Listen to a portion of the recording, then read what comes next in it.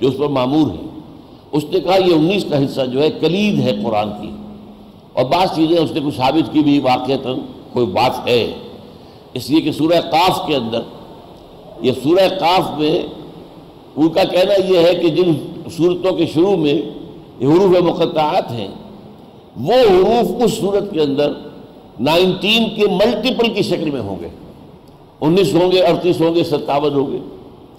اور میں حیران ہوا واقعتاً جب میں نے جائزہ لیا سورہ قاف کا، باقی تو یہ کہ بہت لمبی صورتوں کو ان کا جائزہ تجزیہ کرنا تو بڑا دقت طلب کام تھا، لیکن قاف جو ہے چھوٹی صورت ہے، 3 رکوع ہیں اس کے، وہاں واقعی بات سامنے یہ آئی کہ جہاں بہت سی قوموں کا ذکر ہے وہاں اخوان و لوط کہا گیا ہے، قوم و لوط نہیں کہا گیا۔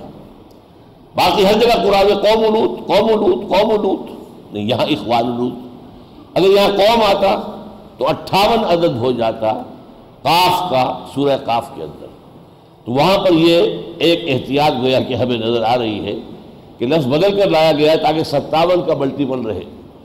ایسی چیزوں میں میری جو رائے بنی وہ یہ ہے کہ کچھ نہ کچھ تھوڑی بہت کچھ سچائی ہوتی ہے، لیکن جب اس کو بنیاد بنا لیا جائے، اسی کو اصول بنا لیا جائے اور اسی کو جڑ اور بنیاد بنا لیا جائے تو پھر گمراہی پیدا ہوتی ہے۔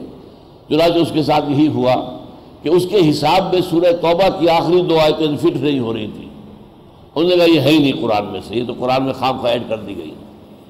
بہرحال اس سے مسلمانوں کا ماتھا ٹھنک گیا کہ اس کی گمراہی اور اس کی شیطنت جو ہے وہ واضح ہو گئی۔ قرآن کا تو ایک لفظ بھی ادھر سے ادھر نہیں ہو سکتا، کوئی جا کے 2 آیات، اور 2 بھی آیات ایسی جو مسلمانوں کو بہت ہی عزیز ہیں، نبی اکرم صلی اللہ علیہ وسلم کی شان میں، شان مبارکہ میں۔ تو اس حوالے سے پھر معلوم ہوا کہ اس نے نبوت کا دعویٰ بھی کر دیا، اور بالآخر اسے ہیوسٹن میں، امریکہ کا ایک شہر ہے، وہاں انہوں نے اپنا مرکز بنایا تھا، بات وہاں پھیل رہی تھی اس کی، پھر کسی شخص نے انہیں قتل کر دیا۔ تو یہ بھی ایک تازہ ترین واقعہ تھا، اور بھی ہو گئے ایسے۔ تو بہت سے لوگ آ جاتے ہیں کہ میرے پاس آتے ہیں، ڈاکٹر صاحب میں مہدی ہوں، آپ میرا ساتھ دیجیے۔ اچھا بھائی، آپ مہدی ہوں گے تو آپ اللہ تعالیٰ آپ سے کام لے لے، جو بھی اللہ نے مہدی سے لینا ہے، ہوتے ہیں بہت سے۔ تو یہ چیزیں جو ہیں، ایک جو ہے ایسا لازماً جلد ہی ظاہر ہونے والا ہے، یہودیوں کا ایک لیڈر سامنے آئے گا جو دعویٰ کرے گا کہ میں وہ مسیحا ہوں جس کی پیشن گوئی تمام انبیاء کرتے آئے ہیں۔ یہ جو اولڈ ٹیسٹمنٹ ہے، جو تورات، اس کے بہت سے انبیاء کرام کے کتابوں میں یہ موجود ہے کہ اللہ تعالیٰ جب یہودیوں پر برے دن ہوں گے، زوال ہوگا، محکومیت ہوگی، وہ دبے ہوئے ہوں گے، پسے ہوئے ہوں گے، مظلوم ہوں گے، مقہور ہوں گے، تو اللہ ایک مسیحا نازل کرے گا جو ان کو اس ذلت سے اور قعر مذلت سے نکال کر اور پھر وہ اچھی زندگی کا آغاز کریں گے۔ تو وہ اس کے منتظر تھے۔ اچھا، وہ وعدہ اللہ نے پورا کر دیا، حضرت مسیح علیہ السلام آ گئے، لیکن قوم کی بدبختی اور خاص طور پر ان کے علماء کی بدبختی، انہوں نے ماننے سے انکار کر دیا۔ انہیں اول تو ولد الزنا قرار دیا، ان کے بارے میں کہا گیا کہ یہ تو ظاہر بات ہے کہ یوسف نجار کا بیٹا ہے، بغیر اس کے کہ شادی ہوئی ہو، معاذ اللہ ثم معاذ اللہ۔ پھر ان کے اتنے بڑے بڑے معجزے جو واقعہ یہ ہے کہ کسی اور نبی اور رسول کو نہیں دیے گئے، وہ تو مجسم معجزات تھے۔ انہیں کہا گیا یہ جادو ہے، اور جادو کرنے والا کافر ہوتا ہے، لہذا عیسیٰ کافر ہو گیا ہے۔ جب کافر ہو گیا ہے تو مرتد ہے، مرتد ہے تو واجب القتل ہے۔ چنانچہ سین ہیڈرن جو ان کا سب سے بڑا ادارہ تھا، جو دارالقضاء کہہ لیجئے ان کا، جو یا یہ کہ جو ادارہ افتاء، دارالفتاء تھا، انہوں نے فیصلہ کر دیا۔ وہاں حکومت ایسی تھی اس وقت کہ اصل حکومت تھی رومیوں کی، لیکن انہوں نے ایک محدود آزادی دے رکھی تھی، ایک اٹانومی دے رکھی تھی یہودیوں کو بھی۔ چنانچہ ایک بادشاہ یہودیوں کا بھی موجود تھا، ہیروڈ اینٹی پاس کے نام سے، لیکن اس کے اختیارات یہ نہیں تھے کہ وہ اپنے اختیار سے کسی کو پھانسی دے سکے۔ یہ ہے کہ دارالفتاء کا فتویٰ جائے گا، جو گورنر پائلیٹس پونٹس وہاں پر ہے کہ جو کہ رومی گورنر ہے، وہ اگر وہ صحیح سمجھے گا تو پھانسی دے گا۔ اس گورنر نے انکار بھی کیا کہ ہمارے خیال میں تو اس کا کوئی جرم نہیں ہے اس مسیح کا، تم کیوں اس کے جان کے پیچھے پڑے ہوئے ہو، وہ لمبی بات ہو جائے گی۔ لیکن انہوں نے اصرار کیا کہ نہیں، یہ تو چونکہ ہمارا تم سے معاہدہ ہے کہ ہمارا فیصلہ ہوگا، ہمارا فتویٰ ہوگا، ایگزیکیوٹ آپ کو کرنا پڑے گا۔ چنانچہ ان کے خیال میں، یہودیوں کے خیال میں بھی اور اس وقت کے لوگوں کے خیال میں بھی حضرت مسیح سولی چڑھ گئے، معاذ اللہ۔ قرآن اس کی نفی کرتا ہے، وما قتلوہ وما صلبوہ ولکن شبہ لہم۔ البتہ یہ شبہ لہم کے معنی کیا ہے یہ ہمیں معلوم نہیں تھے، کہہ رہا ہوں، اب کچھ معلوم ہو گئے۔ قرآن مجید میں ذکر نہیں ہے، احادیث میں ذکر نہیں ہے، لہذا ہماری تفاسیر میں ذکر نہیں ہے کہ پھر کیا ہوا، کون سولی چڑھا؟ آیا سولی کا واقعہ ہوا ہی نہیں، یا ہوا تو صحیح کوئی اور چڑھ گیا؟ یہ سینٹ برنباس کی انجیل نے آ کر سارا عمدہ کھول دیا۔ یہ بھی حضرت مسیح کے حواریین میں سے تھے، تو جیسے باقی حواریین نے اپنی اپنی جو ہے انجیلیں مرتب کی ہیں، ایسے ایک انجیل انہوں نے مرتب کی، ایونجیلیم برنابے، اور اس میں انہوں نے جو واضح بات چھوئی وہ میرے دل کو لگے کہ 100% یہی بات ہوگی کہ 12 حواریوں میں سے ایک نے غداری کر کے حضرت مسیح کو گرفتار کرایا۔ حضرت مسیح اور ان کے حواری ایک جگہ چھپے ہوئے تھے، روپوش تھے، اس نے خبر کی، اور پھر یہ کہ وہاں پر وہ پولیس کو لے کر آیا، رومن سپاہیوں کو، لیکن یہ کہ اس نے انہیں کھڑا کر دیا باغ کے باہر کہ پہلے میں جاؤں گا، تھوڑی دیر کے بعد تم آنا، پھر میں جس سے کہوں اے میرے استاد، اس کو پکڑ لینا، وہ مسیح ہوگا۔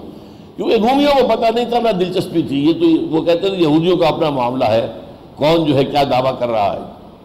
لیکن ہوا کیا ہے، اس میں برنباس کی انجیل میں ہے کہ حضرت مسیح نے اپنے حوارین کے ساتھ آخری کھانا کھایا، اور پھر کہا کہ اب یہ رات بڑی اہم ہے، اب تم یہاں پر دعائیں کرو، عبادت کرو، اور ایک کوٹڑی تھی کہیں جیسے باغ میں ہوتی ہے کہ جہاں پر کوئی کھرپے ورپے کوئی اور ایسے اوزار رکھے ہوں، وہاں آپ داخل ہو گئے، وہاں آپ نے عبادت شروع کر دی۔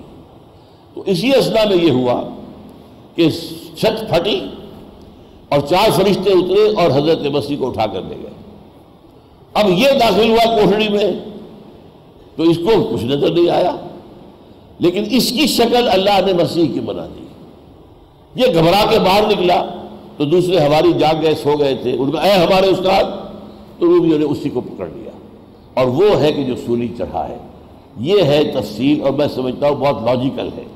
اسے واقعتاً اپنی غداری کی سزا ملنی چاہیے تھی، وہ اگر سولی چڑھا ہے تو صحیح چڑھا ہے۔ اس نے اللہ کے رسول کے ساتھ غداری کی، بے وفائی کی۔ اس کا نام تھا جوڈاس اسکریوٹ۔ ان کا کہنا یہ ہے کہ اس نے بعد میں خودکشی کر لی تھی، کیونکہ یہ تو سمجھتے ہیں کہ حضرت مسیح ہی چونکہ سولی چڑھے اور پھر جب اتار کر انہیں رکھ دیا گیا ہے قبر میں، پھر زندہ ہوئے، پھر وہ آسمان پر اٹھے۔ ہمارے نزدیک حضرت مسیح پہلے ہی اٹھا لیے گئے، وہ سولی پر چڑھے ہی نہیں۔ وما قتلوہ وما صلبوہ ولکن شبہ لہم۔ بہرحال وہ جو جگہ ہے، اب یہ نوٹ میں نے اس لیے بتایا ہے آپ کو سارا معاملہ کہ وہ سیٹ از ویکنٹ، وہ مسیح ابھی نہیں آیا، جو آیا تھا اسے مانا نہیں، لہذا جگہ خالی ہے۔ اب اس آخری دور میں جب آخری مقابلہ ہونا ہے مسلمانوں اور یہودیوں کا، تو پھر وہ مسیحا اٹھ کے کھڑا ہو جائے گا، ان میں سے کوئی ایک دجال، وہ المسیح الدجال ہوگا، جھوٹا مسیح۔ وہ مسیح ہونے کا دعویٰ کرے گا، لیکن ظاہر بات ہے کہ وہ دعویٰ کرے گا کہ میں نبی ہوں، وہ خدائی کا دعویٰ نہیں۔ خدائی کا دعویٰ کرنے والا میرے نزدیک ایک دوسرا ہوگا دجال، جو خدائی کا دعویٰ کرے گا۔ یہ تو کرے گا صرف یہ دعویٰ میں وہی مسیح ہوں جس مسیح موعود ہوں، جیسے کہ یہ الفاظ غلام احمد قادیانی نے استعمال کیے کہ میں مسیح موعود ہوں، جس مسیح کا وعدہ کیا گیا تھا کہ وہ دوبارہ آئے گا، میں آ گیا ہوں۔ لیکن یہ کہ بہرحال یہ میں نے آپ کو گنوا دیا ہے کہ یہ جو سلسلہ ہے حدیث کے اندر جھوٹے مدعیان نبوت کو دجال کہا گیا، تو شروع ہو گیا یہ حضور کے زمانے ہی سے اور مسلسل رہا ہے، اور ایک حدیث میں چونکہ 30 کا عدد تعین کے ساتھ آ گیا ہے، لہذا ہمارا گمان ہے کہ 30 ہی ہوں گے، اور ان میں سے آخری جو ہے میرے نزدیک یہ مسیح الدجال یہودی ہوگا، جو مسیحا ہونے کا دعویٰ کرے گا کہ میں ہوں وہ مسیحا جس کا کہ وعدہ اللہ نے تم سے کیا تھا۔ حدیث میں ایک اور دجال کا ذکر آتا ہے، وہ الدجال الاکبر ہے، عظیم ترین دجال۔ وہ خدائی کا دعویٰ کرے گا، اور اس کے پاس اتنی قوت جمع ہو چکی ہوگی، تمام جو قواعد طبعیہ ہیں، جو فورسز آف نیچر، ان سب میں اس کو اتنا تسلط حاصل ہو جائے گا کہ وہ خدائی کا دعویٰ کرے گا۔ رزق کے خزانے اس کے قبضے میں ہوں گے، رزق اسی کو دے گا جو اس کو ماننے کے لیے، اس کو سجدہ کرنے کے لیے تیار ہو۔ اور حضور نے اس کی خبر دی ہے کہ وہ کانا ہوگا، اس کی ایک آنکھ پھولی ہوئی ہوگی، پھر یہ کہ اس کی پیشانی پر لکھا ہوگا کاف ہا